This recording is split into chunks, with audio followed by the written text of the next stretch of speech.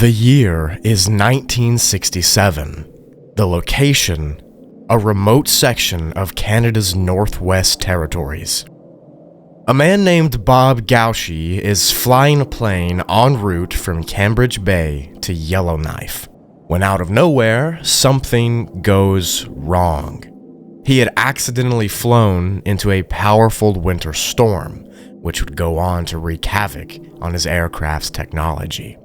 After being blown off course and with fuel running dangerously low, Bob would have to make the decision to crash land the plane wherever he could. With only a box of frozen fish and a handful of flares, Bob Gauchi dove the nose of his plane downwards towards the sea of snow and ice and prayed for the best. What would follow this decision would lead to a heroic, tragic, absurd, 2-month-long story of human perseverance and survival that would eventually see Bob Gauchi conquer the cold hell that is the Arctic Circle. From temperatures in the high -60s to wolves circling his camp waiting to eat his flesh, to frostbite taking his fingers and toes, and no hope of rescue in sight, this is the story of the man who refused to die. And what I consider to be the most absurd plane crash survival story in the Arctic's history. If that sounds interesting at all, grab a bucket of popcorn, grab a Dr. Pepper, get a blanket, wrap up in it. It's about to get really cold. And let's dive into this insane story of survival in the Arctic when a plane goes down. The Arctic Circle is a region that has captivated many people, including myself. Its stark beauty, its hellish expansiveness, and its hatred of mankind's excursions into itself. These things have led to multitudes of vanishings, tragedies, frozen tombs, and for the sake of this video, miracles of survival. I myself drove from Kentucky to Deadhorse, Alaska this past summer to fuel my infatuation with the Arctic region. And honestly, it just made that infatuation grow. The land up there is awe-inspiringly beautiful, and the Arctic Circle is truly the last frontier. So whenever I hear stories like the one in today's video about people defying the odds and conquering that frozen hell, it's always been intriguing to me. So let's dive into the story and let's see how it all happened. Bob Rene Gauchi was a seasoned pilot, and at the age of just 17, back in 1944, he joined the Canadian Armed Forces and enlisted with the Royal Canadian Air Force.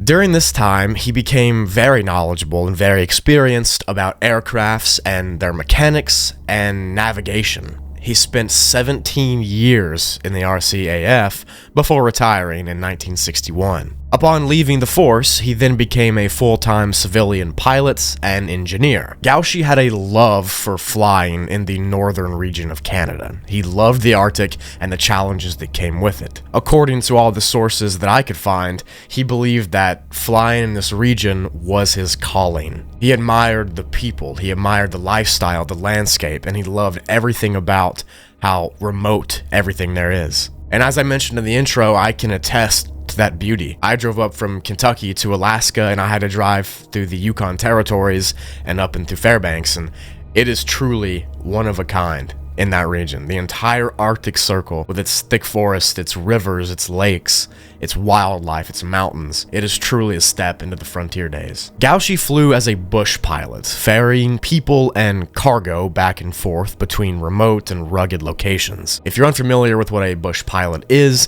essentially they fly pretty dangerous missions to carry those people and to carry that cargo to places that planes normally wouldn't land. So they land in thick forests, on mountains, on rivers, and things like that. If you've ever seen The Outdoor Boys, these bush pilots are who takes him to those remote camping spots. But it was this love that Gauchi had for flying in the Arctic that nearly got him killed. Throughout his long career, he had flown through all manners of storms. Rain, ice, snow, high winds, low visibility, fog, and he had already landed in less than suitable terrain before. He was not a novice at doing this. He was a pro, a veteran in every meaning of the word. But none of that could truly prepare him mentally or physically for what would go on to transpire on February 3rd, 1967. On February 2nd, 1967, Gaucher departed from the Cambridge Bay Airport in Nunavut, Canada, with the goal of reaching the capital of the Northwest Territories, known as Yellowknife. Side note, there is allegedly a KFC up here in the Cambridge Bay area. That's absurd, and I really want to go there now. Maybe a video on that will pop up soon. I digress. This flight from Cambridge Bay to Yellowknife wasn't anything crazy. It was not out of the ordinary. It was supposed to take 6 hours and was just under 500 miles. Bob loaded up his aircraft, which was a de Havilland Beaver, in the morning time with his usual supplies, his cargo, his rations, his first aid kit, and everything else a bushcraft pilot would take with him. And he took off from the Cambridge Bay Airport at around noon. He did this because noon was typically the warmest time period during the day. After all, it was February and winter was still in full swing. The Beaver aircraft that he was flying in was equipped to handle very cold situations. It was designed to fly in these Arctic Circle regions. The flight went off without a hitch. Nothing was out of the ordinary, nothing was to cause alarm. And for 2 solid hours, Gaucher was aiming towards Yellowknife without a distraction in sight. But at the 2-hour mark, all of that would change. 2 hours into his voyage, disaster would strike. What had started as a balmy sunny day in Cambridge suddenly turned into a freakish snowstorm right in front of his eyes. He flew directly into heavy snow, fog, and wind, and lost any line of sight that he had on the ground to tell him where he was going. All he could see now was a wall of white, and as if it couldn't get any worse, the compass and other hardware inside of his aircraft began to malfunction and stop working. When this normally happens, if your mechanics go down, you can kind of rely on your own eyesight to travel. But the problem is, he was in a snow squall, and he couldn't see anything. Gaucher decided that his best course of action would be to make an emergency landing. He didn't have any idea where he'd been blown off course. He had no idea how far the storm had taken him. He had no idea what was beneath him. He just knew that in order to not get himself more lost, it was better to go down and just land the plane. After all, he was a bushcraft pilot. These planes are meant to be landed places like this. When Bob made this decision to start diving downwards through the storm, only one piece of equipment was really working, and it was his radio. Through the radio, he was able to make contact with the nearest pilot in the air, and he was telling him that he had flown into a snowstorm and he was going to have to land somewhere. The only problem is, the radio would also eventually malfunction, and Bob was not able to convey where he was. This is also because he didn't know where he was at first. So as he made the decision to turn the nose of the plane downwards and try to find somewhere to land, he made another haunting discovery. His fuel tanks were almost completely empty. It seems like him flying into the wind had zapped his reserves. Every second he got closer to the ground, the fuel gauge was dropping more and more, and eventually it went out. And it was right as the fuel gauge went out that his radio completely stopped working and there was silence on the other end. Out of ideas, out of time, no working radio, and no fuel, Bob Gaucher had to make the impossible decision to crash land his plane. He got low enough to spot the flattest area that he could see with his eyes, and he put the plane down. This area would turn out to be the completely frozen Saint-Mandré Lake. After a very rough crash land on the top of this lake, Bob found himself situated in the middle of nowhere. He had no lifeline to society, no hope of beaconing to people, no way to signal that he was there, and he had no idea where he actually was, or how off course he was. The last words that Bob heard from the other pilot he was communicating to on the radio were, quote, "We'll have you out in a couple of hours." He was now truly stranded in the most desolate, frozen place that you can imagine. And with temperatures already in the upper -30s, Bob Gaucher had some decisions to make.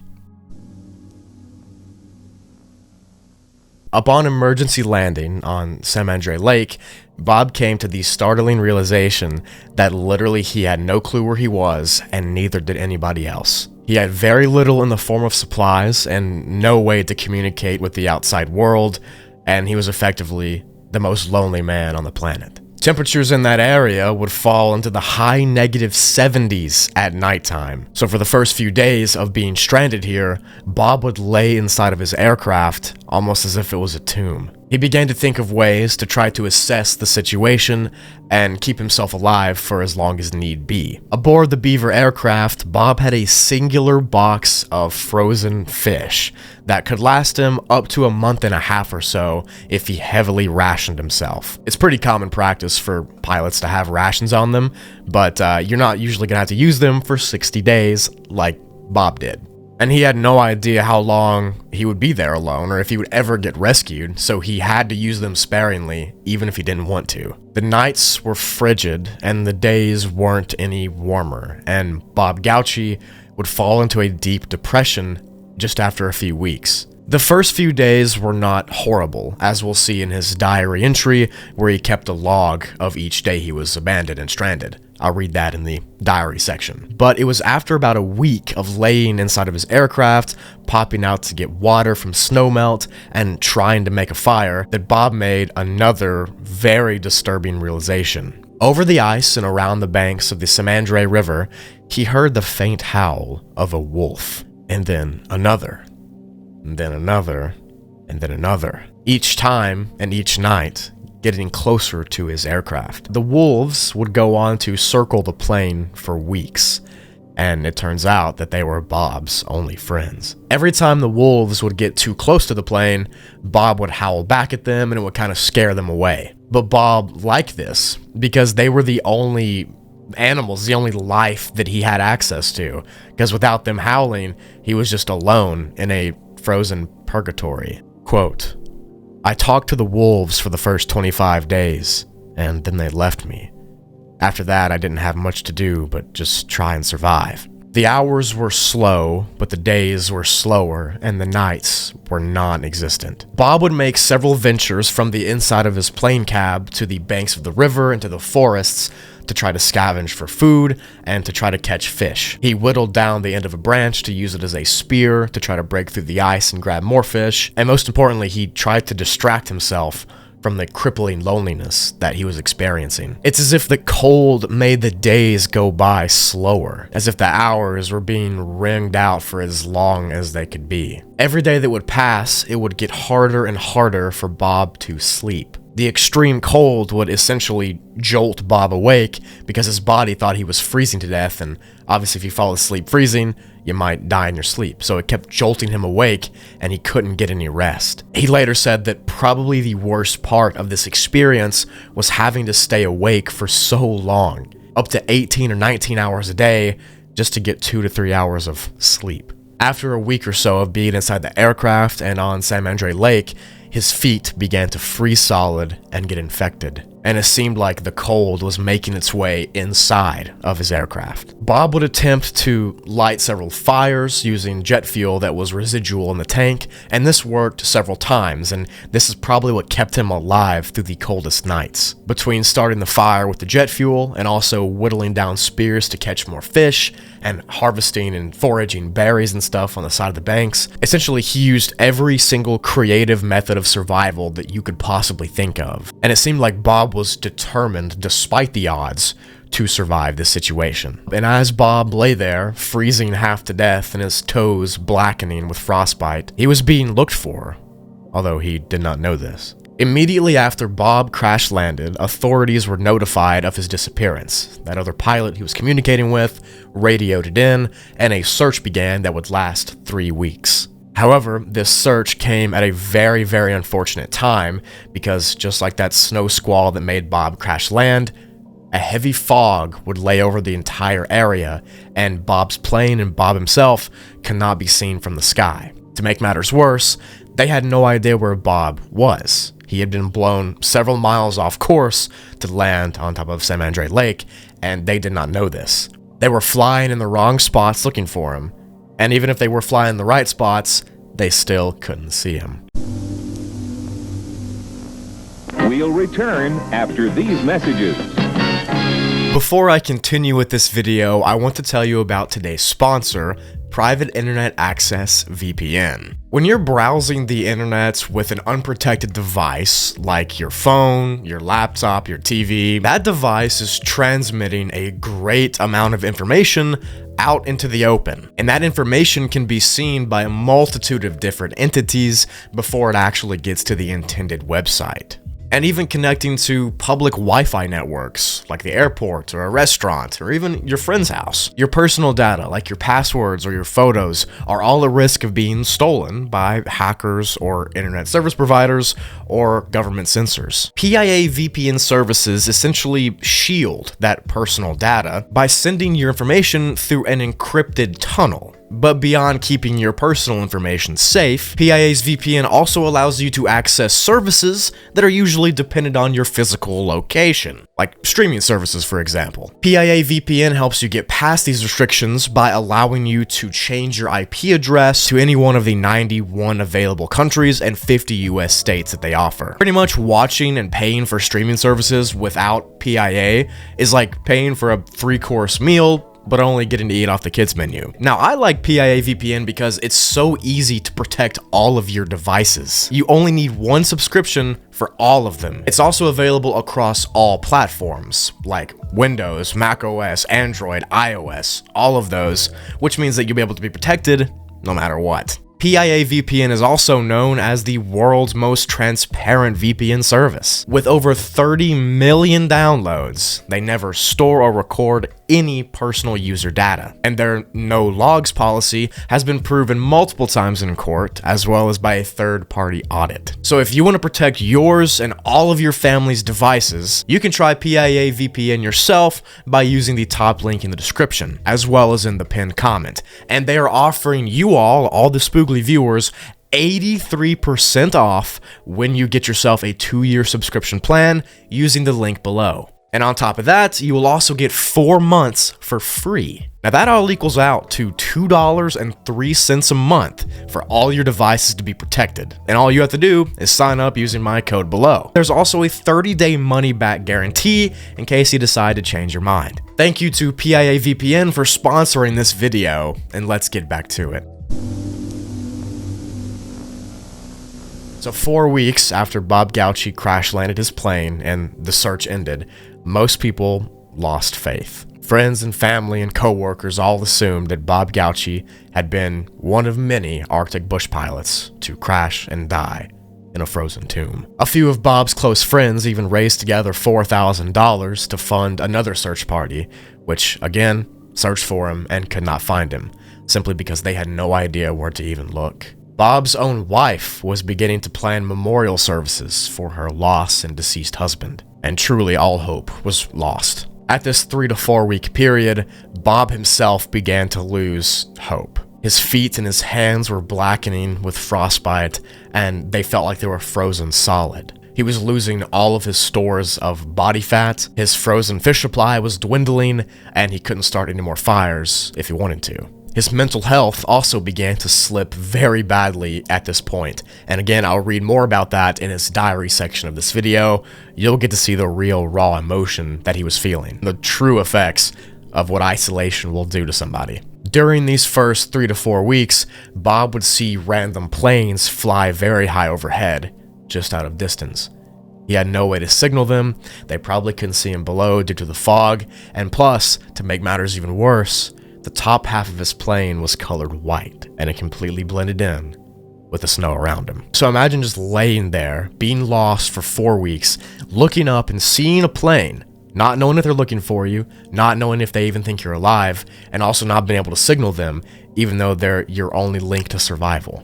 That's what Bob was feeling over and over and over again. As the total number of days being stranded got closer to 50 and 60, Bob began to resign his life. He thought he would die. His legs and his arms and his fingers and his toes were taking infection, and he thought that he would simply freeze to death in the coming days. He had this idea that if he could wait out till about April 10th, which is about 10 or 15 more days from where I'm talking about now, that maybe the spring thaw would begin, and they would come out looking for him once more. His only fear, though, is that he couldn't make it till then. Days 50 to 57 of being stranded on the ice were the hardest days for Bob. He spent almost every moment awake, staring up at the sky and hoping that somebody would come to his rescue still, but knowing deep down that no one would. He said in his diary that he prayed to God every single night to be taken back home, to see his wife, to see his girls and his family and his coworkers.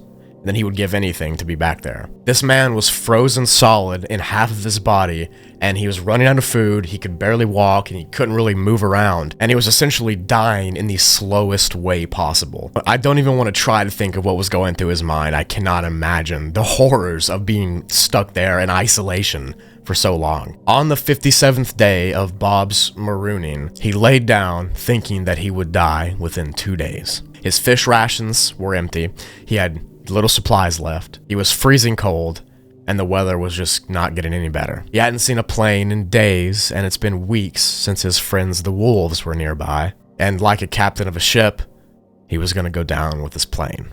But as if God himself answered Bob Gauchi's prayers, a miracle would occur on the 58th day. Another pilot named Ronald Sharedown was flying a pretty routine path to Kugluktuk, Nunavut, sorry if I butchered that, with another mechanic on board named Glenn Stevens. Now the pair had been slightly blown off their original course by a storm, but they had plenty of fuel and they weren't really freaking out. They weren't looking for anything out of the ordinary, they were just continuing their flight towards their destination, when all of a sudden, the passenger, Glenn Stevens, noticed something from below them. He thought he saw a shimmering that was unnatural and couldn't be made by the wild coming from the floor below. Now, it was actually a miracle that Ron Sharedown and Glenn Stevens were even flying right now, because they were supposed to take flight at nighttime, but they were able to leave earlier, and that means they were flying in the evening time as the sun was setting low. And it is this single fact that the sun was setting low that ended up saving Bob Gauchi's life. You see, there was still a fog in the air. It was just barely able to be seen through, but since the sun was setting, it was casting a glow under the fog, off of the plane, and back up into the sky, right where Ron was flying. Glenn knew that something was wrong. He knew that he wasn't supposed to be seeing reflections like this coming from the nowhere Northwest Territories, so he told Ron to circle back around and look for himself. They got even lower, and there they saw it.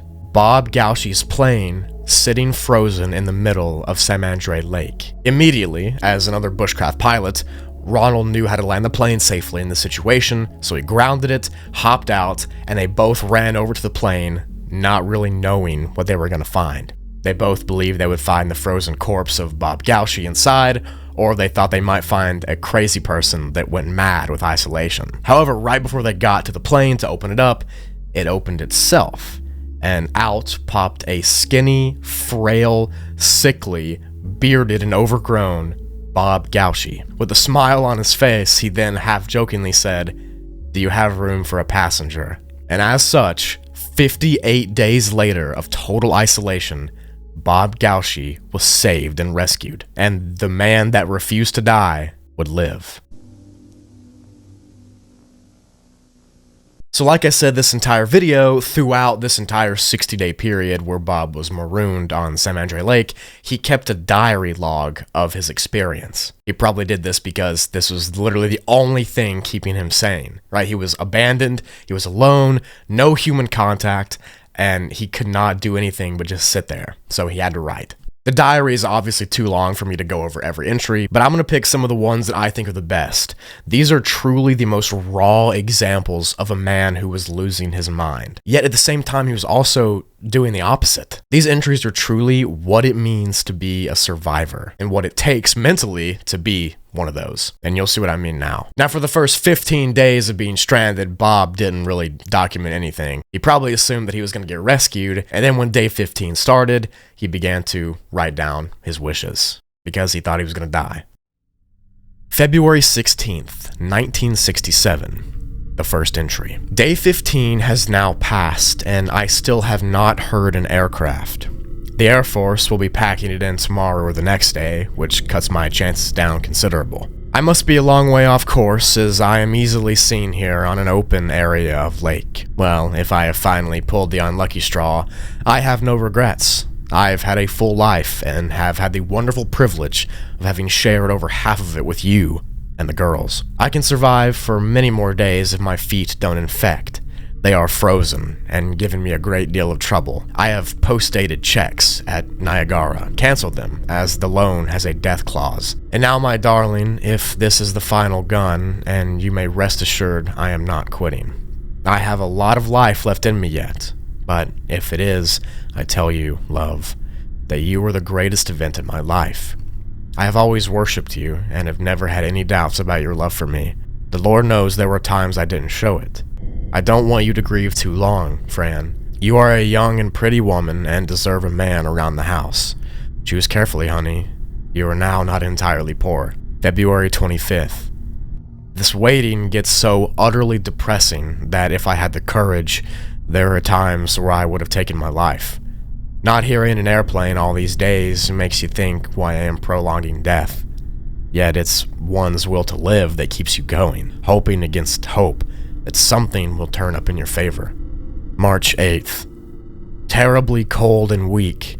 Right foot just starting to infect. Not much time for rescue now. I am afraid, Fran. I hope I can make peace with God. My signs were all filled in by the storm. I love you, Fran, and the girls. Pin, don't write. Please pray for me. I am so afraid. March 13th. Getting some trouble from my right foot. I sure hope it holds out for me. I have gone so long now, have beat the cold weather, I can lick it all now if the feet hold out. If I don't make it, honey, make sure and get something really nice for Andy and Aline's new baby, because we never got them a wedding gift, which I am sorry for. Remember when Linda tried to barter off some stones for an ice cream cone down the hill in Fairville? They don't make those deals anymore these days, or I would barter off an aircraft for a seat in my living room with my crew right now. March 15th. The waiting and the loneliness are starting to have their effects. I am very low. The nights take so much out of me now. I have to spend at least 18 hours to get 2 to 3 hours of sleep. The nights are getting terrible to endure. How much longer can this go on? March 20th. It feels as if the whole world has forgotten me. I am so utterly helpless here. All I can do is wait and wait and wait some more. However, I now feel that I am on track to somewhere. There isn't much traffic going, but when it does, it gets close to me. If I can only hold out, God permitting, I will eventually be seen. But my God, when is eventually? March 23rd. I'm getting some terrible spells of depression now, and when you look at the odds, it's no wonder. But the will to live seems to be staying with me, and I suppose as long as I have that, I have a chance. March 28th. I pulled a real dandy a couple of days ago. I tried to walk to shore and to build a fire from dried bush. I didn't realize how weak I was, and I came so close to perishing that it wasn't funny. I dropped things on the trail and just barely staggered back to the airplane. If it would have been 50 further yards away, I would not have made it. If I survive, I'll tell you the whole story. If not, it doesn't matter anyway. A couple of ravens not far away, along with last night's wolves. Perhaps they sense death. I've read that they can. I hope this is wrong. I imagine by now, you and the girls must have given me up for dead.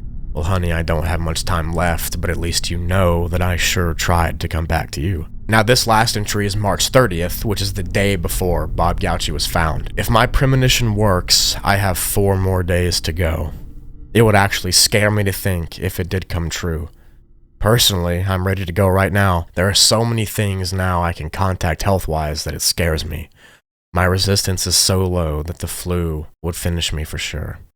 March 30th, the last day before he was rescued, Bob Gauchi had resigned to die.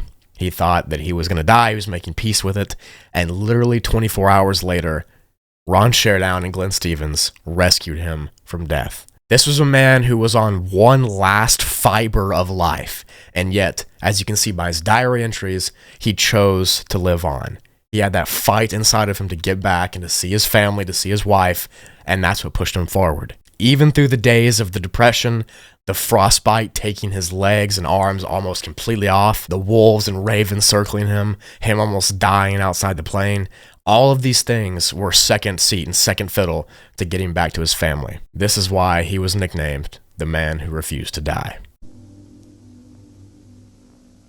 After he was rescued by Ron and Glenn, he was in very rough shape. He lost over 30 pounds, he was frostbitten badly, and again his mental health was completely screwed up. And in an ironic twist, after 58 days of being stuck in the Arctic and abandoned and lost, of course the day he would be rescued on was April 1st.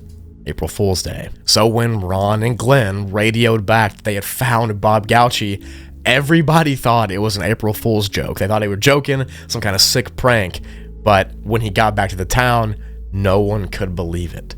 I mean, what kind of man survives 60 days in negative 60-degree weather and lives to tell the tale? To this day, Bob Gauchi holds the record for the longest solo Arctic survival from a downed airman. He would go on to make a full recovery, and he would get back to his wonderful friend and his daughters and his family and friends, and he would not end his career there. In fact, it was just the beginning. Bob would go on to found a very famous airway system called the Buffalo Airways Line. To this day, Buffalo Airways still does charter planes, and they ferry people and cargo back and forth to dangerous regions. In 2007, Bob's company was featured in a TV show called Ice Pilots, and apparently in the early 2010s, Bruce Dickinson, which is the lead singer of Iron Maiden, he flew one of Bob's planes because he had his pilot's license. That's like the most random lore of all time, and Bob would go on to work for many, many more years. But sadly, on August 31st of 2013, the Earth would lose another one of its warriors. Bob Gauchi would pass away at the age of 85. After looking the god of death in the face when he was stranded, it finally caught up to him when he was an old man, and it had to take him when he was an old man, because if he was younger, it wouldn't have been able to. I actually found his obituary online, and all of the replies and comments from friends and family and coworkers are just touching. They really just touch the heartstrings. And in another honorable twist, on this online obituary, one of the comments is from Ronald Sharedown. My condolences. Bob and I called each other on April 1st for a lot of years.